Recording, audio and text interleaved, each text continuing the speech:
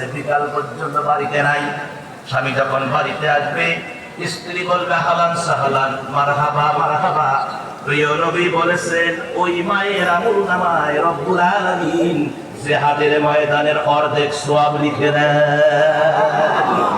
জিহাদের ময়দানে কত সওয়াব? অর্ধেক সওয়াব ওই মায়ের আমলনামায় লিখে দেন। তাহলে এক। দুই নম্বরে আমার মায়েরা, আমার মা কিয়ামতের ময়দানে সমস্ত হাসরবাসীরা আল্লাহকে দেখতে যাবে। আল্লাহ সেদিন দেখা দিবেন হাসরের ময়দানে। সুবহানাল্লাহ। কেমন লাগবে বলেন? কি মজা লাগবে! দেখবো কারে? আল্লাহরে দেখবো। দুনিয়ায় দেখা যাবে নাকি? দুনিয়ায় কি আল্লাহরে দেখা যায়? অনেক ভণ্ড বলে থাকে যে আল্লাহকে 100 বার দেখছি, 82 বার দেখছি। আসলে এটা ভণ্ডামি ছাড়া কিছু না। এর কোরআন আমিন কোরআনুল কারীমের ভিতরে স্পষ্ট করে